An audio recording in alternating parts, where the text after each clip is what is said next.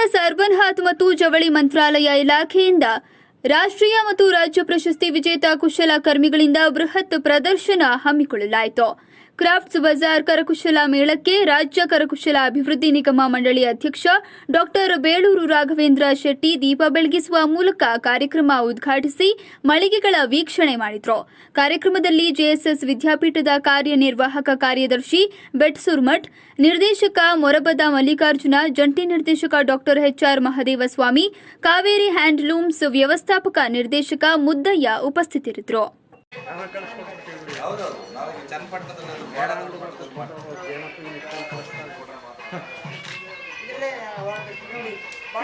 JSS ಮಹಾವಿದ್ಯಾಪೀಠದ ಅಂಗಸಂಸ್ಥೆಯಾಗಿರುವಂತಹ JSS Mysuru urban ಹಾತಿನಲ್ಲಿ ಇಂದಿನಿಂದ 10 ದಿನಗಳ ಕಾಲ ಕ್ರಾಫ್ಟ್ ಬಜಾರ್ 2021 ಆಯೋಜನೆ ಮಾಡಲಾಗಿದೆ.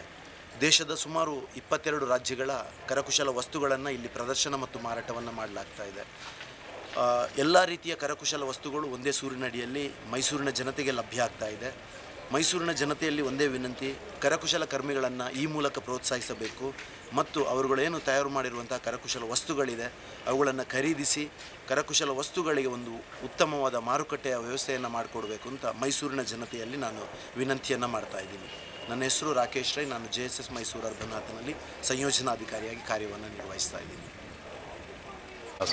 ಜೆಎಸ್ಎಸ್ ಅರ್ಬನ್ ಹಾತ್ ವತಿಯಿಂದ ಇಂದಿನಿಂದ ಮಾರ್ಚ್ 7ನೇ ತಾರೀಕಿನವರೆಗೆ ಇಲ್ಲಿ ಕ್ರಾಫ್ಟ್ ಮೇಳವನ್ನು ನಾವು ಆಯೋಜಿಸಿದ್ದೇವೆ. ಇದಕ್ಕೆ ರಾಜ್ಯ ಸರ್ಕಾರದ ಮತ್ತು ಕೇಂದ್ರ ಸರ್ಕಾರದ ಸಹಾಯಧನವೂ ಕೂಡ ಬಂದಿದೆ. ಸನ್ಮಾನ್ಯ ಅಧ್ಯಕ್ಷರು ಇವತ್ತು ಈ ಕ್ರಾಫ್ಟ್ ಮೇಳವನ್ನು ಉದ್ಘಾಟನೆ ಮಾಡಿದ್ದಾರೆ. ಈಗಾಗಲೇ ಅವರು ನಮ್ಮ ಜೆಎಸ್ಎಸ್ ಅರ್ಬನ್ ವತಿಯಿಂದ ಏನೇನು ನಡೀತಾ ಇದ್ದಾವೆ ಅದರ ಬಗ್ಗೆ ಮೆಚ್ಚುಗೆಯನ್ನು ಕೂಡ ವ್ಯಕ್ತಪಡಿಸಿದ್ದಾರೆ.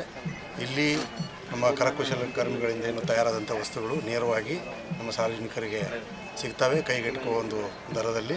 ಸೊ ಸಾರ್ವಜನಿಕರು ಈ ಒಂದು ಕ್ರಾಫ್ಟ್ ಮೇಳದ ಉಪಯೋಗವನ್ನು ಮಾಡ್ಕೊಳ್ಬೇಕಂತ ಕೇಳ್ಕೊತೀನಿ. ಇವತ್ತು ಜೆಎಸ್ಎಸ್ ಅಲ್ಲಿ ಕ್ರಾಫ್ಟ್ ಬಜಾರ್ ಅಂತೇನು ಇವತ್ತು ಉದ್ಘಾಟನೆ ಮಾಡಿದ್ದೀನಿ. ಇವತ್ತು ನಿಜಕ್ಕೂ ಒಂದು ಇಡೀ ರಾಜ್ಯ ಸರ್ಕಾರ ಮಾಡುವಂಥ ಕೆಲಸವನ್ನು ಮಾಡ್ತಾ ಇದ್ದಾರೆ ಅಂತ ಹೇಳಿದ್ರು ತಪ್ಪಾಗಲಿಕ್ಕಿಲ್ಲ. ಇವತ್ತು ಇಡೀ ರಾಜ್ಯದಲ್ಲಿ ಕರಕುಶಲ ಕರ್ಮಿಗಳನ್ನು ಒಂದು ವೇದಿಕೆಯನ್ನು ಕಲ್ಪನೆ ಮಾಡಿ ಅವರಿಗೆ ವೇದಿಕೆಯನ್ನು ಕಲ್ಪಿಸಿಕೊಟ್ಟು ಅವರಿಗೆ ವ್ಯಾಪಾರಕ್ಕೆ ಅವಕಾಶ ಮಾಡಿಕೊಟ್ಟಿದ್ರೆ ಅದರ ಎಲ್ಲ ಗೌರವವನ್ನು ಸಲ್ಲಿಸಬೇಕಾಗಿದ್ದು ಜೆಎಸ್ಎಸ್ ಅವರಿಗೆ. ಸ್ವಾಮೀಜಿಯವರು ಕೂಡ, ನಾನು ಇವಾಗಲೇ ಸ್ವಾಮೀಜಿಯವ್ರನ್ನ ಭೇಟಿಯಾಗಿ ಬಂದೆ. ಅವರಿಗೆ ದೊಡ್ಡ ಆಕಾಂಕ್ಷೆ ಇದೆ. ಏನು ಅಂತ ಹೇಳಿದ್ರೆ ಕರಕುಶಲ ಕರ್ಮಿಗಳನ್ನು ಇವಾಗಲೇ ನಾನು ಸ್ವಾಮೀಜಿಯವರಲ್ಲಿ ಮನವಿ ಕೂಡ ಮಾಡಿಕೊಂಡೆ. ಈ ಪಾರ್ಟ್ ಮಡಕೆ ಯಾರು ಮಾಡ್ತಾರೆ ಅವರಿಗೂ ದೊಡ್ಡ ಮಟ್ಟದಲ್ಲಿ ಸಹಕಾರ ಸಿಗಬೇಕು. ಮತ್ತು ಕಲ್ಲಿನ ವಿಗ್ರಹಗಳನ್ನು ತಯಾರು ಮಾಡ್ತಾರೆ ಅವರಿಗೆ, ಮತ್ತು ಬಿದಿರು ವರ್ಕೆಲ್ಲ ಮಾಡ್ತಾರೆ ಅವರಿಗೂ ಕೂಡ. ಹಾಗಾಗಿ ಸ್ವಾಮೀಜಿಯವರ ಈ ಏನು ಹೊಸದಾಗಿ ಪ್ರಾರಂಭ ಮಾಡಲಿಲ್ಲ, 16 ವರ್ಷಗಳಿಂದ ಈ ಸ್ಟಾಲ್ಗಳನ್ನು ಹಾಕಿ ಕರಕುಶಲ ಕರ್ಮಿಗಳನ್ನು ಒಂದೇ ವೇದಿಕೆಯಲ್ಲಿ ಅವರಿಗೆ ಅವಕಾಶ ಕಲ್ಪಿಸಿಕೊಡುವಂಥದ್ದು, ಮತ್ತು ಜೊತೆಗೆ ಅವರಿಗೆ ನಾವು ನಿಮ್ಮ ಜೊತೆಗೆ ಇದ್ದೀವಿ ಅನ್ನುವ ಒಂದು ಆತ್ಮಧೈರ್ಯ ತುಂಬುವುದಿದೆ ನೋಡಿ, ಅದು ದೊಡ್ಡ ಕೆಲಸ. ಅದು ಸ್ವಾಮೀಜಿಯವರು ಮಾಡ್ತಿದ್ದಾರೆ. ಹಾಗಾಗಿ ನಾನು ಇವಾಗಲೇ ಮಾನ್ಯ ಮುಖ್ಯಮಂತ್ರಿಗಳಿಗೂ ಕೂಡ ಇಲ್ಲಿಂದ ತೆರಳಿ, ನಾಳೆ ಅವರ ಹುಟ್ಟುಹಬ್ಬ ಇರೋದ್ರಿಂದ ಈ ಒಂದು ಸ್ಟಾಲ್ ಉದ್ಘಾಟನೆ ಮಾಡಿರೋದ್ರ ಬಗ್ಗೆ, ಸ್ವಾಮೀಜಿಯವರು ಇಂಥ ಒಂದು ಒಳ್ಳೆ ಕೆಲಸ ಮಾಡೋದ್ರ ಬಗ್ಗೆ ಮಾನ್ಯ ಮುಖ್ಯಮಂತ್ರಿಗಳ ಗಮನಕ್ಕೂ ತರುವಂಥ ಕೆಲಸ ಮಾಡ್ತೀನಿ.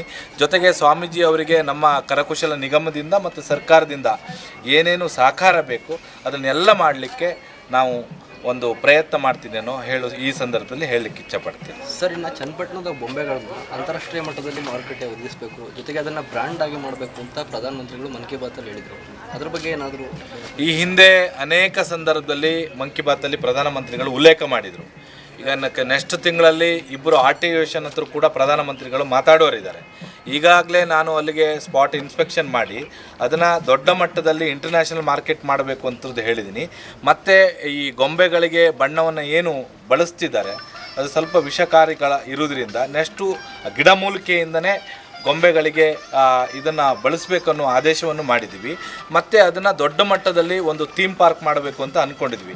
ಮತ್ತು ಅಲ್ಲಿಂದ ಇಂಟರ್ನ್ಯಾಷನಲ್ ಮಾರ್ಕೆಟ್ ಮಾಡಲಿಕ್ಕೆ ಇವಾಗಲೇ ನಾನು ಆಸ್ಟ್ರೇಲಿಯಾ, ದುಬೈ ಇಲ್ಲಿ ಎಲ್ಲ ನಾವು ಫ್ರಾಂಚೈಸಿಗಳನ್ನು ಮಾಡಿ ಇಲ್ಲಿಯ ಗೊಂಬೆಗಳನ್ನು ಮತ್ತು ಕರಕುಶಲ ಕರ್ಮಿಗಳ ವಸ್ತುಗಳನ್ನು ಅಲ್ಲಿಗೆ ಒಂದು ಮಾರುಕಟ್ಟೆಯನ್ನು ಅವಕಾಶ ಮಾಡಿಕೊಡ್ಬೇಕು ಅನ್ನುವ ಆಲೋಚನೆ ಇದೆ. ಅದು ಇನ್ನು ಒಂದು 2-3 ತಿಂಗಳಲ್ಲಿ ಪ್ರಾರಂಭ ಆಗುತ್ತೆ. ಪ್ರಧಾನಮಂತ್ರಿಗಳ ಏನು ಆಲೋಚನೆ ಇದೆ ಪೂರಕವಾಗಿ ಕೆಲಸ ನಡೀತಾ ಇದೆ ಅದಕ್ಕೆ. ತೋಟದ ಮನೆಯಲ್ಲಿದ್ದ ರೌಡಿ ಶೀಟರ್ ಸಂಬಂಧಿಗೆ ಬೆದರಿಸಿ ಮನೆಯಲ್ಲಿದ್ದ ಹಣ ಹಾಗೂ ಆಭರಣಗಳನ್ನು ದೋಚಿರುವ ಘಟನೆ ಮದ್ದೂರು ತಾಲೂಕಿನ ಹರಳಕೆರೆ ಗ್ರಾಮದಲ್ಲಿ ನಡೆದಿದೆ.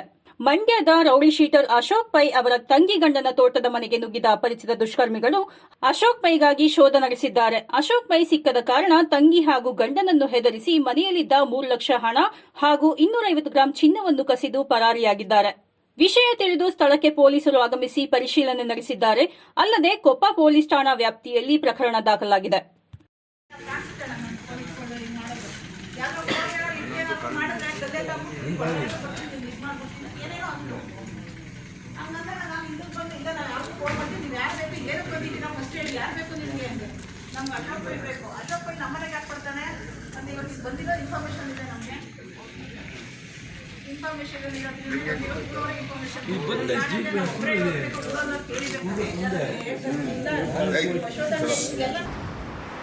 ಆರನೇ ಕನ್ನಡ ಸಾಹಿತ್ಯ ಸಮ್ಮೇಳನಕ್ಕೆ ವಿಜೃಂಭಣೆಯಿಂದ ಚಾಲನೆ ಸಿಕ್ಕಿದೆ. ಟಿ. ನರಸೀಪುರ ತಾಲೂಕು ಕನ್ನಡ ಸಾಹಿತ್ಯ ಸಮ್ಮೇಳನವು ಈ ಬಾರಿ ಗಂಗರನಾಡು ತಲಕಾಡಿನಲ್ಲಿ ನಡೆಯುತ್ತಿದ್ದು, ತಾಲೂಕು ಕನ್ನಡ ಸಾಹಿತ್ಯ ಪರಿಷತ್ ಅಧ್ಯಕ್ಷ ರಾಜು ಧ್ವಜಾರೋಹಣ ಮಾಡುವ ಮೂಲಕ ಅಧಿಕೃತವಾಗಿ ಚಾಲನೆ ನೀಡಿದ್ದಾರೆ. ಕಾರ್ಯಕ್ರಮದಲ್ಲಿ ಮಹಿಳೆಯರು ಕುಂಭಕಳಸ ಹೊತ್ತು ಸಾಗಿದರೆ ಕಂಸಾಳೆ, ಡೊಳ್ಳು ಕುಣಿತ ಹಾಗೂ ಇನ್ನಿತರ ಕಲಾ ತಂಡಗಳು ಸಮ್ಮೇಳನದ ಮೆರುಗನ್ನು ಹೆಚ್ಚಿಸಿದ್ವು. ಇದೇ ವೇಳೆ ಮಾತನಾಡಿದ ತಹಶೀಲ್ದಾರ್ ಡಿ. ನಾಗೇಶ್, ಕನ್ನಡ ಭಾಷೆಗೆ ಅನೇಕ ವರ್ಷಗಳ ಇತಿಹಾಸವಿದೆ. ನಮ್ಮ ನಾಡಿನಲ್ಲಿ ಕನ್ನಡಕ್ಕೆ ಮೊದಲ ಆದ್ಯತೆ ನೀಡೋಣ. ಈ ಸಾಹಿತ್ಯ ಸಮ್ಮೇಳನವು ಯಶಸ್ವಿಯಾಗಲಿ ಎಂದು ಶುಭ ಕೋರಿದರು. ಅನೇಕರು ಗೇಲಿ ಮಾಡೋದು ಉಂಟು. ಆಗಲಿ, ಜಾತ್ರೆಯಿಂದಲೂ ಪ್ರಯೋಜನಗಳಿವೆ, ಸಂತೆಗಳಿಂದಲೂ ಪ್ರಯೋಜನ ಇದೆ. ಆದ್ದರಿಂದ ನಾವು ಸಮ್ಮೇಳನಗಳನ್ನು ಸ್ವಾಗತಿಸಬೇಕು, ಅಭಿಮಾನದಿಂದ ಭಾಗವಹಿಸಬೇಕು. ನಮಸ್ಕಾರ. ಈ ದಿವಸ ನಮ್ಮ ಟಿ. ನರಸೀಪುರ ತಾಲೂಕಿನ ತಲಕಾಡು ಗ್ರಾಮದಲ್ಲಿ 6ನೇ ಕನ್ನಡ ಸಾಹಿತ್ಯ ಸಮ್ಮೇಳನ ಇವತ್ತು ಉದ್ಘಾಟನೆ ಮಾಡಿದ್ದೀವಿ. ಒಂದಂತೂ ಹೇಳಲಿಕ್ಕೆ ಇಷ್ಟಪಡ್ತೇನೆ, ಕನ್ನಡವೇ ಸತ್ಯ, ಕನ್ನಡವೇ ನಿತ್ಯ. ಹಾಗಾಗಿ ನಮ್ಮ ಕರ್ನಾಟಕದಲ್ಲಿ ನಾವು ಕನ್ನಡ ಭಾಷೆಯನ್ನು, ಕನ್ನಡವನ್ನು ಅತ್ಯಂತ ಪ್ರೀತಿಸೋಣ. ಕನ್ನಡ ರಾಜ್ಯೋತ್ಸವ ಸಾಹಿತ್ಯ ಪರಿಷತ್ತಿನಿಂದ ನಮ್ಮ ತಹಸೀಲ್ದಾರ್ ಸಾಹೇಬರು ಇವತ್ತು ಧ್ವಜಾರೋಹಣೆ ಮಾಡಿದ್ದಾರೆ. ಬಸವ ಮಾರ್ಗದಿಂದ 7ನೇ ಉಚಿತ ಮದ್ಯವರ್ಜನ ಶಿಬಿರವನ್ನು ಮಾರ್ಚ್ 1ರಿಂದ ಹಮ್ಮಿಕೊಳ್ಳಲಾಗಿದೆ ಎಂದು ಫೌಂಡೇಶನ್ನ ಸಂಸ್ಥಾಪಕರಾದ ಬಸವರಾಜು ತಿಳಿಸಿದ್ದಾರೆ. ಪತ್ರಕರ್ತರ ಭವನದಲ್ಲಿ ಸುದ್ದಿಗೋಷ್ಠಿ ನಡೆಸಿ ಮಾತನಾಡಿದ ಅವರು, ಮಾರ್ಚ್ 1ರಿಂದ 7ನೇ ಮದ್ಯವರ್ಜನ ಶಿಬಿರ ಶುರುವಾಗಲಿದೆ. ಹೆಬ್ಬಾಳದಲ್ಲಿರುವ ಬಸವ ಮಾರ್ಗ ಫೌಂಡೇಶನ್ ಸಂಸ್ಥೆಯಲ್ಲಿ 21 ದಿನಗಳ ಕಾಲ ಉಚಿತವಾಗಿ ಶಿಬಿರ ನಡೆಸುತ್ತೇವೆ. ಕುಡಿತಕ್ಕೆ ಒಳಗಾದವರು ಭಾಗವಹಿಸಿ ಇದರ ಉಪಯೋಗ ಪಡೆದುಕೊಳ್ಳಬಹುದು ಎಂದು ಮಾಹಿತಿ ನೀಡಿದರು. ಅವರು ಕುಡಿತದಿಂದ ಸಮಸ್ಯೆ ಸಿಕ್ಕಾಗ ನಮಗೆ ಊಟದಲ್ಲಿ, ನಿದ್ಯೆಯಲ್ಲಿ, ಆರೋಗ್ಯದಲ್ಲಿ ಯಾವುದೂ ತೊಂದರೆ ಆಗಲ್ಲ. ಫಸ್ಟ್ ನಾವು ಇಲ್ಲಿ ಅವರಿಗೆ ಕುಡಿತವನ್ನು ರೆಡಿ ಮಾಡಿ ಆರೋಗ್ಯವನ್ನು ರೆಡಿ ಮಾಡ್ತೀವಿ. ಊಟ ಪ್ರತಿನಿತ್ಯ ಫ್ರೆಶ್ ಊಟದ ವ್ಯವಸ್ಥೆ ಇರ್ತದೆ, ಡಾಕ್ಟರ್ ವ್ಯವಸ್ಥೆ ಇರ್ತದೆ. ಇದನ್ನ ಕರ್ನಾಟಕದಲ್ಲಿ ಯಾರು ಮಾಡ್ತಾ ಇಲ್ಲ. ಇದನ್ನ ಮೈಸೂರಲ್ಲಿ ನಮ್ಮ ಬಸವಣ್ಣ ಫೌಂಡೇಶನ್ ಮಾಡ್ತಾ ಇರೋದು. ಇದ್ರ ಉದ್ದೇಶ ಇಷ್ಟೇ, ಹಣ ಅನ್ನುವಂಥ ವ್ಯಕ್ತಿಗಳು ಮಾತ್ರ ಕಾರ್ಯಕ್ರಮ ಸಿಗ್ತಾ ಇದೆ. ಯಾಕೆಂದ್ರೆ ತೈಲ ಬೆಲೆ, ಟೋಲ್, ವಿಮೆ ಹೆಚ್ಚಳ, ವಾಹನಗಳ ವೆಚ್ಚ ಬೆಲೆ ಏರಿಕೆ ಖಂಡಿಸಿ ಇಂದು ಜಿಲ್ಲಾಧಿಕಾರಿಗಳ ಕಚೇರಿ ಬಳಿ 1 ದಿನದ ಸಾಂಕೇತಿಕ ಲಾರಿ ಮುಷ್ಕರ ನಡೆಸಲಾಯಿತು. ಮೈಸೂರು ಜಿಲ್ಲೆ ಗ್ರಾಮಾಂತರ ಲಾರಿ ಮಾಲೀಕರಿಂದ ನಡೆದ ಪ್ರತಿಭಟನೆಯಲ್ಲಿ ಲಾರಿ ಮಾಲೀಕರ ಅಧ್ಯಕ್ಷರಾದ ಕೋದಂಡರಾಮ, ಪ್ರತಿದಿನ ಪೆಟ್ರೋಲ್, ಡೀಸೆಲ್ ಬೆಲೆ, ವಿಮೆ ಹೆಚ್ಚಳದಿಂದ ಟ್ರಕ್ಕಿಂಗ್ ಉದ್ಯಮದಲ್ಲಿ ನಾವು ಹಲವಾರು ಸಮಸ್ಯೆಗಳನ್ನು ಎದುರಿಸುತ್ತಿದ್ದೇವೆ. ಇದರಿಂದ ನಮಗೆ ಕಷ್ಟವಾಗುತ್ತಿದೆ. ಈ ಕೂಡಲೇ ಬೆಲೆ ಏರಿಕೆಯನ್ನು ಇಳಿಸುವಂತೆ ಸರ್ಕಾರಕ್ಕೆ ಮನವಿ ಕೊಡುತ್ತೇವೆ. ಇದಕ್ಕೆ ಸರ್ಕಾರ ಸ್ಪಂದಿಸದೇ ಇದ್ದರೆ ಅನಿರ್ದಿಷ್ಟಾವಧಿ ಮುಷ್ಕರ ನಡೆಸುತ್ತೇವೆ ಎಂದು ಎಚ್ಚರ ನೀಡಿದ್ದಾರೆ.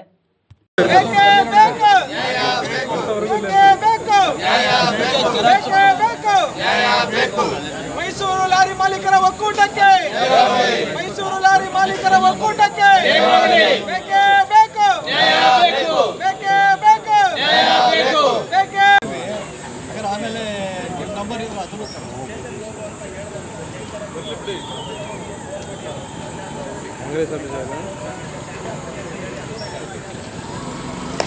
ನಮ್ಮ ಬೇಡಿಕೆಗಳು, ಪ್ರಮುಖ ಬೇಡಿಕೆಗಳು 5 ಅಂಶಗಳಿವೆ. ಅದರಲ್ಲಿ 5 ಬೇಡಿಕೆಗಳಲ್ಲಿ ಡೀಸೆಲ್ ಪ್ರಮುಖವಾದ್ದು. ಡೀಸೆಲ್ ಬೆಲೆ ದಿನೇ ದಿನೇ ಹೆಚ್ಚಿಗೆ ಆಗ್ತಿದೆ. ಆ ನಿಯಂತ್ರಣ ಆಗ್ತಿಲ್ಲ. ನಾವು ಬಾಡಿಗೆ ಹೆಚ್ಚಿಗೆ ಕೇಳಲಿಕ್ಕೆ ಆಗ್ತಿಲ್ಲ. ನಮ್ಮ ಕೈಯಿಂದ ನಾವು ಹಣ ಹಾಕಿ ಲಾರಿ ಓಡಿಸ್ತಾ ಇದ್ದೀವಿ. ಮತ್ತು ವಿಮೆ, ಇನ್ಶೂರೆನ್ಸ್ 50,000 ರೂಪಾಯಿ ಆಗಿದೆ. ಥರ್ಡ್ ಪಾರ್ಟಿ ವಿಮೆ ಇದು ಭಾರಿ ಹೆಚ್ಚಿಗೆ ಆಯಿತು. ಮತ್ತು ಟೋಲ್ ಅವೈಜ್ಞಾನಿಕವಾಗಿ ಏನು ಟೋಲು ವಸೂಲು ಮಾಡಬೇಕು ಖರ್ಚೊಂದು, ಅದಾದರೂ ಕೂಡ ಅದಕ್ಕೆ ವಸೂಲಿ ಮಾಡ್ತಿದ್ದಾರೆ. ಹೊಸ ಟೋಲ್ಗೆ ವಸೂಲಿ ಮಾಡ್ದಂಗೆ ವರ್ಷ ಅದನ್ನು ಹೆಚ್ಚಿಗೆ ಮಾಡ್ತಿದ್ದಾರೆ. ಅದು ಕಡಿಮೆ ಆಗಬೇಕು. ಇ ವೇ ಬಿಲ್ ಅಂದರೆ ಬೆಂಗಳೂರಿಂದ ಮೈಸೂರಿಗೆ 24 ಗಂಟೆ ಅವಧಿ ಕೊಟ್ಟಿರ್ತಾರೆ ಲಾರಿ ಹೊರಟಾಗ. ಮಧ್ಯ ರಿಪೇರಿ ಅಥವಾ ಏನಾದ್ರು ರಸ್ತೆ ರೋಕೋ ಹಾಗೆ ಲೇಟ್ ಆದರೆ ಲಾರಿ ಮಾಲೀಕರಿಗೆ ಸೇಲ್ ಟ್ಯಾಕ್ಸ್ ದಂಡ ವಿಧಿಸುತ್ತದೆ. ಅದು ವಜಾ ಹಾಕಬೇಕು. ಈ ಏನು ಸ್ಕ್ರಾಪಿಂಗು ಅವೈಜ್ಞಾನಿಕವಾಗಿ ನಾವು ತಗೊಂಡಂಥ ಲಾರಿನ ನಾವು ಮಾರಿದ್ರೆ 1 ಲಕ್ಷಕ್ಕೆ ಹೋಗೋಲ್ಲ. ನಮಗೆ ಸರ್ಕಾರ ಪರಿಹಾರ ಇದನ್ನೆಲ್ಲ ಕೂತು ಲಾರಿ ಮಾಲೀಕರ ಜೊತೆ ಮಾತಾಡಿ ತೀರ್ಮಾನ ತಗೋಬೇಕು.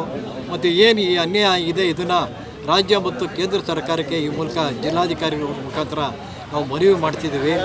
ಈ ಸರ್ಕಾರ ಈ ಮನವಿಗೆ ಬೆಲೆ ಕೊಡಲಿಲ್ಲ ಅಂದರೆ ನಾವು 15ರಿಂದ ಸಂಪೂರ್ಣ ನಮ್ಮ ವಾಹನಗಳನ್ನ ತಟಸ್ಥವಾಗಿ ನಿಲ್ಲಿಸ್ಕೊಳ್ತೀವಿ. ಇಡೀ ಭಾರತ ದೇಶಾದ್ಯಂತ ಇದಕ್ಕೆ ಅವಕಾಶ ಕೊಡ್ದಂಗೆ ನಮ್ಮ ಬೇಡಿಕೆಯನ್ನು ಈಡೇರಿಸಬೇಕು ಅಂತ ಈ ಮೂಲಕ ಒತ್ತಾಯ ಮಾಡ್ತೀವಿ. ಸಹಕಾರ ಹಾಗೂ ಮೈಸೂರು ಜಿಲ್ಲಾ ಉಸ್ತುವಾರಿ ಸಚಿವರಾದ ಎಸ್ಟಿ ಸೋಮಶೇಖರ್ ಅವರು ಪಿರಿಯಾಪಟ್ಟಣ ತಾಲೂಕಿನ ಕಿತ್ತೂರು ಹಾಗೂ ಇತರೆ 17 ಗ್ರಾಮಗಳಿಗೆ ಕಾವೇರಿ ನದಿ ಮೂಲದಿಂದ ಬಹುಗ್ರಾಮ ಕುಡಿಯುವ ನೀರಿನ ಯೋಜನೆಗೆ ಶುಕ್ರವಾರ ಗುರುವಯ್ಯನಕೊಪ್ಪಲು ಗ್ರಾಮದಲ್ಲಿ ಚಾಲನೆ ನೀಡಿದರು. ಕಾರ್ಯಕ್ರಮದಲ್ಲಿ ಶಾಸಕ ಕೆ ಮಹದೇವು ಸೇರಿದಂತೆ ಇಲಾಖೆ ಅಧಿಕಾರಿಗಳು ಹಾಗೂ ಸ್ಥಳೀಯ ಜನಪ್ರತಿನಿಧಿಗಳು ಉಪಸ್ಥಿತರಿದ್ದರು.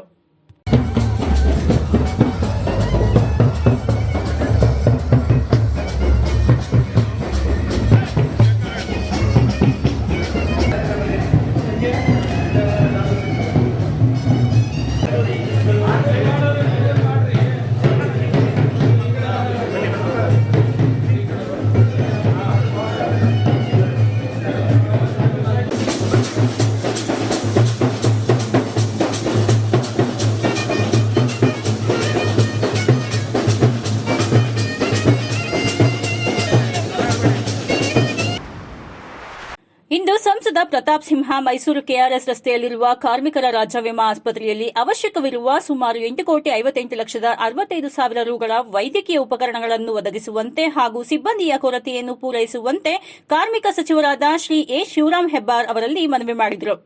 ಇದಕ್ಕೆ ಕೂಡಲೇ ಸ್ಪಂದಿಸಿದ ಸಚಿವರು ಸುಮಾರು 8,58,65,000 ರೂಗಳ ವೈದ್ಯಕೀಯ ಉಪಕರಣಗಳಿಗೆ ಅನುಮೋದನೆ ನೀಡಿದ್ದು ಕೂಡಲೇ ಸಿಬ್ಬಂದಿಯ ನೇಮಕ ಮಾಡುವುದಾಗಿ ಭರವಸೆ ನೀಡಿದ್ದಾರೆ.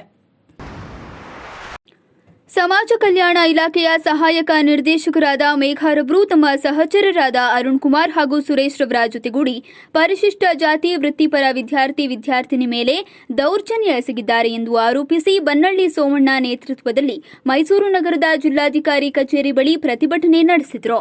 ಇದೇ ವೇಳೆ ಮಾತನಾಡಿದ ಅವರು, ಸಮಾಜ ಕಲ್ಯಾಣ ಇಲಾಖೆಯ ಸಹಾಯಕ ನಿರ್ದೇಶಕರಾದ ಮೇಘಾರವರು ಹಾಸ್ಟೆಲ್ಗೆ ಬಂದು ಹುಡುಗಿಯನ್ನು ಬಾಯಿಗೆ ಬಂದಂತೆ ಬೈದು ಅಲ್ಲಿಂದ ಹುಡುಗಿಯನ್ನು ಅಕ್ರಮವಾಗಿ ಕಾರಿನಲ್ಲಿ ಕೂರಿಸಿಕೊಂಡು ಬೇರೆ ಹಾಸ್ಟೆಲ್ಗೆ ಕರೆದೊಯ್ದಿದ್ದಾರೆ. ಅಲ್ಲಿ ಬಾಯಿಗೆ ಬಂದಂತೆ ಬೈದು ಜಾತಿ ನಿಂದನೆ ಮಾಡಿದ್ದಾರೆ. ಪರಿಶಿಷ್ಟ ಜಾತಿ ವಿದ್ಯಾರ್ಥಿಗಳಿಗೆ ರಕ್ಷಣೆ ಕೊಡಬೇಕಾಗಿರುವ ಸಮಾಜ ಕಲ್ಯಾಣ ಅಧಿಕಾರಿಗಳು ತಮ್ಮ ಸಹಚರರ ಮೂಲಕ ವಿದ್ಯಾರ್ಥಿನಿಗೆ ದೌರ್ಜನ್ಯವೆಸಗಿದ್ದಾರೆ. ಈ ಕೂಡಲೇ ಸಮಾಜ ಕಲ್ಯಾಣ ಇಲಾಖೆ ಅಧಿಕಾರಿ ಮೇಘಾ ಅವರನ್ನು ಮತ್ತು ಅವರ ಸಹಚರರನ್ನು ಬಂಧಿಸಬೇಕು ಎಂದು ಆಕ್ರೋಶ ವ್ಯಕ್ತಪಡಿಸಿದರು. ಈಗ ಬೋಗದಿ 2ನೇ ಹಂತದಲ್ಲಿರುವ ಹಾಸ್ಟೆಲ್ ಮಹಿಳೆ ಒಬ್ಬಳು ದಲಿತ ಮಹಿಳೆಗೆ ಸಮಾಜ ಕಲ್ಯಾಣ ಇಲಾಖೆಯ ವಿದ್ಯಾರ್ಥಿನಿಗೆ ಸಮಾಜ ಕಲ್ಯಾಣ ಇಲಾಖೆಯ ಮೇಘಾ ಎನ್ನುವರು ಹೋಗಿ ಹಾಸ್ಟೆಲ್ ನುಗ್ಗಿ ರೌಡಿಗಳನ್ನ ಬಿಟ್ಟು ಆ ಹುಡುಗಿನ ಎಳ್ಕೊಂಡೋಗಿ ಅವಳಿಗೆ ಹಿಂಸೆ ಮಾಡಿ ಮತ್ತು ಅವಳಿಗೆ ಬೇಕಾದಷ್ಟು ಬೆದರಿಕೆ ಹಾಕಿರೋಂಥ ಮೇಘಾಳನ್ನು ಅವಳನ್ನ ಕೂಡಲೇ ಬಂಧಿಸಬೇಕು ಮತ್ತು ಅವ್ರ ಕಾರ್ನ ಸೀಸ್ ಮಾಡಬೇಕು, ಆ ಗುಂಡಗಳನ್ನ ಗಡೀಪಾರು ಮಾಡಬೇಕು. ಇದಕ್ಕೆಲ್ಲ ಮಾಡದಂತೆ ಇನ್ನೂ ಉಸ್ತುವಾರಿ ಸಚಿವರಾಗಿ ಮೈಸೂರಿನಲ್ಲಿ ಕೂತಿರೋಂಥ ಮೈಸೂರು ಮಹಾರಾಜರು ಹುಟ್ಟಿ ಬೆಳೆದಂಥ ನಗರದಲ್ಲಿ ಇಷ್ಟು ಅನ್ಯಾಯ ದಲಿತರಿಗೆ ಅನ್ಯಾಯ ಆಯ್ತಾ ಇದ್ರೂ ಉಸ್ತುವಾರಿ ಸಚಿವರು ಕಣ್ಣು ಮುಚ್ಚಿ ಕೂತಿದ್ದಾರಲ್ಲ. ಇದಕ್ಕೆ ಕಾರಣ ಏನು? ಅನ್ಯಾಯ ಮಾಡ್ತಿರೋಂಥ ಅಧಿಕಾರಿಗಳಿಗೆ ಸಪೋರ್ಟ್ ಕೊಡ್ತಾ ಇದ್ದಾರಾ ಇಲ್ಲ ದಲಿತರಿಗೆ ಸಪೋರ್ಟ್ ಕೊಡ್ತಾ ಇದ್ದಾರಾ ಅನ್ನೋದನ್ನು ನಮಗೆ ಗೊತ್ತಾಯ್ತದೆ. ದಲಿತರಿಗೆ ರಕ್ಷಣೆ ಇಲ್ಲದಂತೆ ಅನ್ಯಾಯ ಮಾಡ್ತಿರೋಂಥ BJP ಸರ್ಕಾರ ಅಂಥ ಅನ್ಯಾಯಕಾರರಿಗೆ ರಕ್ಷಣೆ ಕೊಡ್ತಾ ಇದೆ ಅಂತೇಳಿ ನಮ್ಮ ಈ ಮೂಲಕ ತಿಳಿಸ್ತಾ ಇದ್ದೀವಿ. 17ನೇ ತಾರೀಕು ಒಂದು ವಿದ್ಯಾರ್ಥಿನಿ ಪಾಪ ಅವಳ ಸಮಸ್ಯೆಯನ್ನು ವಾರ್ಡನ್ಗೆ ಹೇಳ್ಕೊಂಡಿದ್ದಾಳೆ, ನೀರಿಲ್ಲ ಅಂತ. ಆವಾಗ ಆ ವಾರ್ಡನ್ನು ಸಹ ಫೋನ್ ಮಾಡಿದ್ರು ಅವ್ರಿಗೇನು ರೆಸ್ಪಾನ್ಸ್ ಮಾಡಿಲ್ಲ. ಇವರು ತಾಲೂಕು ಸಮಾಜ ಕಲ್ಯಾಣ ಇಲಾಖೆಯ ಅಧಿಕಾರಿ ಮೇಘನ ಅವರು ಪಾಪ ಆ ಹುಡುಗಿ ಏನು ಮಾಡಿದೆ ಅಂತಂದರೆ ಮೇಘನ ಅವರಿಗೆ ನೇರವಾಗಿ ಫೋನ್ ಮಾಡಿದಾಗ ಅಲ್ಲಿ ಅವರ ಸಹಚರರು ಮೇಘನ ಅವರು ಫೋನ್ ರಿಸೀವ್ ಮಾಡಿಲ್ಲ, ಬೇರೆಯವ್ರು ಫೋನ್ ಮಾಡಿಬಿಟ್ಟು ಆ ಹುಡುಗಿಗೆ ಜೀವ ಬೆದರಿಕೆ ಹಾಕಿದ್ದಾರೆ. ಜೀವ ಬೆದರಿಕೆ ಹಾಕ್ಬಿಟ್ಟು ಲಾಸ್ಟ್ಗೆ ಹಾಸ್ಟೆಲ್ಗೆ ಹೋಗಿ ಆ ಹುಡುಗಿನ ಹಾಸ್ಟೆಲಲ್ಲಿ ಇದ್ದಂಥ ಹುಡುಗಿನ ಎಳ್ಕೊಂಡು ಬಂದು ಇನ್ನೊಂದು ಒಂದು ಸ್ಥಳಕ್ಕೆ ಹೋಗಿ ಆ ಹುಡುಗಿನ ಬಂಧಿಸಿ ಅಲ್ಲಿ ಆ ಹುಡುಗಿಗೆ ನಾನಾ ಥರ ಕಿರುಕುಳ ಕೊಟ್ಟಿದ್ದಾರೆ.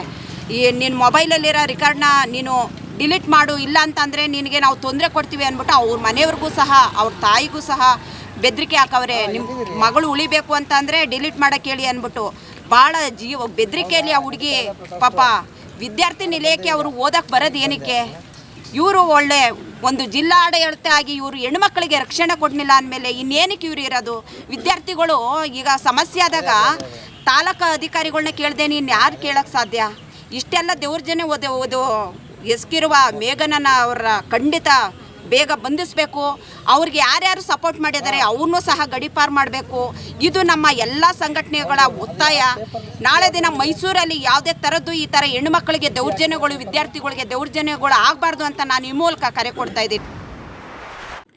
6ನೇ ತಾಲೂಕು ಕನ್ನಡ ಸಾಹಿತ್ಯ ಸಮ್ಮೇಳನಕ್ಕೆ ಯತೀಂದ್ರ ಸಿದ್ದರಾಮಯ್ಯ ಆಗಮಿಸಿ ಕವಿಗೋಷ್ಠಿ ಕಾರ್ಯಕ್ರಮದಲ್ಲಿ ಭಾಗಿಯಾಗಿದ್ದರು. ಇದೇ ವೇಳೆ ಮಾತನಾಡಿದ ಅವರು, ತಲಕಾಡು ಇತಿಹಾಸ ಮತ್ತು ಗಂಗರ ಆಡಳಿತ ಬಗ್ಗೆ ನಾವು ತಿಳಿಯಬೇಕು. ಕನ್ನಡ ಸಾಹಿತ್ಯ ಸಮ್ಮೇಳನದಲ್ಲಿ ಭಾಗಿಯಾದಾಗ ನನ್ನ ಬಾಲ್ಯದ ದಿನಗಳು ನೆನಪಾದವು. ಕನ್ನಡ ಕಾರ್ಯಕ್ರಮಗಳಿಗೆ ಯಾವಾಗಲೂ ಕೂಡ ನನ್ನ ಬೆಂಬಲ ಇರುತ್ತದೆ. ಕನ್ನಡ ಸಾಹಿತ್ಯ ಸಮ್ಮೇಳನಗಳು ಎಲ್ಲಾ ತಾಲೂಕು ಹೋಬಳಿಗಳಲ್ಲಿ ನಡೆಯಬೇಕು. ಕನ್ನಡ ಭಾಷೆಗೆ 2 ರಿಂದ 3 ಸಾವಿರ ವರ್ಷಗಳ ಇತಿಹಾಸ ಇದೆ. ಕನ್ನಡ ಭಾಷೆಯನ್ನ ಉಳಿಸುವ, ಬೆಳೆಸುವ ಕೆಲಸವನ್ನ ನಾವು ಮೊದಲು ಮಾಡಬೇಕು ಎಂದು ಹೇಳಿದ ಅವರು, ಮಕ್ಕಳಿಗೆ ಪ್ರಾಥಮಿಕ ಹಂತದಲ್ಲೇ ಕನ್ನಡ ಭಾಷಾಭಿಮಾನವನ್ನು ಬೆಳೆಸಬೇಕು ಎಂದು ಕನ್ನಡ ಸಾಹಿತ್ಯ ಸಮ್ಮೇಳನದಲ್ಲಿ ಶಾಸಕ ಯತೀಂದ್ರ ಸಿದ್ದರಾಮಯ್ಯ ತಿಳಿಸಿದರು. ಅವರ ಒಂದು ಗುಣಲಕ್ಷಣಗಳು ಆ ಭಾಷೆಯಲ್ಲಿ ಅಡಕಾಗಿದೆ. ಹಾಗಾಗಿ ಭಾಷೆನ ನಾವು ಕಳ್ಕೊಂಡ್ಬಿಟ್ರೆ, ಭಾಷೆಯನ್ನು ಹೆಚ್ಚಿಸ್ಬಿಟ್ರೆ ನಾವು ನಮ್ಮ ಅಸ್ತಿತ್ವ ಕಳ್ಕೊಂಡಾಗೆ. ಹಾಗಾಗಿ ಭಾಷೆನ ಯಾವತ್ತೂ ನಾವು ಕಳ್ಕೊಬಾರ್ದು. ಭಾಷೆನ ಉಳಿಸ್ಬೇಕು, ಅದನ್ನ ಬೆಳೆಸಬೇಕು. ಹಾಗಾಗಿ ಭಾಷಾಭಿಮಾನ ಎಲ್ರಿಗೂ ಇರಬೇಕು. ನಾವು ಭಾಷೆ ಬೆಳೆಸಬೇಕು ಅಂತಂದ್ರೆ ಏನ್ ಮಾಡಬೇಕು? ಭಾಷೆ ಬೆಳೆಸಬೇಕು ಅಂತಂದ್ರೆ ನಮ್ಮ ಮಕ್ಕಳು ಕನ್ನಡ ಭಾಷೆಯಲ್ಲಿ ಕಲಿಬೇಕು. ಮಕ್ಕಳು ಕನ್ನಡದಲ್ಲಿ ಕಲಿಯೋಕೆ ಶುರು ಮಾಡಿದ್ರೆ, ಕನ್ನಡ ಭಾಷೆಯಲ್ಲಿ ಕಲಿಯೋಕೆ ಶುರು ಮಾಡಿದ್ರೆ ಆಗ ಮಾತ್ರ ಭಾಷೆ ಸಾಧ್ಯ. ಯಾಕೆಂತಂದ್ರೆ ನಾವು ಮಕ್ಕಳಾಗಿದ್ದಾಗ ಬಾಲ್ಯಾವಸ್ಥೆಗೆ ಯಾವ ಭಾಷೆ ಕಲಿತೀವಿ ಅದು ಮಾತ್ರ ಯಾವಾಗಲೂ ನಮಗೆ ಅಚ್ಚಳಿಗೆ ಇರೋ ಹಾಗೆ ನಮ್ಮ ಒಂದು ಮನಸ್ಸಿನಲ್ಲಿ ಉಳಿದಿರುತ್ತೆ. ಅದು ನಮ್ಮ ಚಿಂತನಾಕ್ರಮನ ಇನ್ಫ್ಲುಯೆನ್ಸ್ ಮಾಡುತ್ತೆ, ಪ್ರಭಾವ ಬೀರುತ್ತೆ. ಆಗ ಮಾತ್ರ ನಮಗೆ ಭಾಷೆ ಬಗ್ಗೆ ಅಭಿಮಾನ ಬರೋದಕ್ಕೆ ಸಾಧ್ಯ, ಭಾಷೆನ ಬಿಡದೆ ಬದುಕಕ್ಕೆ ಸಾಧ್ಯ. ಹಾಗಾಗಿ ಮಕ್ಕಳಿಗೆ ಭಾಷೆನ ಕಲಿಸ್ಬೇಕು. ಆ ನಿಟ್ಟಿನಲ್ಲಿ ಎಲ್ಲಾ ಸರ್ಕಾರಗಳು ಬಹಳಷ್ಟು ಪ್ರಯತ್ನ ಮಾಡಿದ್ದಾರೆ. ನಮ್ಮ ಸರ್ಕಾರ, ಕಾಂಗ್ರೆಸ್ ಪಕ್ಷ ಸರ್ಕಾರ, ಕನ್ನಡ ಭಾಷೆಯನ್ನ ಮಕ್ಕಳು ಕಲಿಸ್ಬೇಕು ಅಂತ ಹೇಳಿ ನಾವು ಕನ್ನಡ ಮಕ್ಕಳಿಗೆ ಪ್ರಾಥಮಿಕ ಹಂತದಲ್ಲಿ ಕನ್ನಡ ಭಾಷೆಯ ಮಾಧ್ಯಮನೇ ಮಾಡಬೇಕು ಅಂತ ಹೇಳಿದ್ವಿ. ಕಲಿಕಾ ಮಾಧ್ಯಮನೇ ಕನ್ನಡ ಭಾಷೆಯಲ್ಲಿ ಮಾಡಬೇಕು ಅಂತ ಹೇಳಿ ಯೋಚನೆ ಮಾಡಿದ್ವಿ. ಅದಕ್ಕೆ ಕೋರ್ಟ್ಗಳು ಒಪ್ಕೊಳ್ಳದೆ ಇದ್ದಾಗ ನಾವು Karnataka language learning act, Kannada ಭಾಷಾ ಕಲಿಕಾ ಕಾಯ್ದೆ ಅಂತ ಹೇಳಿ 2015ರಲ್ಲಿ ಪಾಸ್ ಮಾಡಿ ಕನ್ನಡನ ಕಡ್ಡಾಯವಾಗಿ ಎಲ್ಲಾ ಶಾಲೆಗಳಲ್ಲಿ CBSE, ICSE ಮಾಧ್ಯಮಗಳು ಕೂಡ ಸೇರಿದಂತೆ ಅಲ್ಲೂ ಕೂಡ ಕನ್ನಡನ ಪ್ರಥಮ ಅಥವಾ ದ್ವಿತೀಯ ಭಾಷೆಯಾಗಿ ಕಲಿಸಬೇಕು ಅಂತ ಹೇಳಿ ಒಂದು ಕಾನೂನನ್ನು ತಂದಿದ್ವಿ.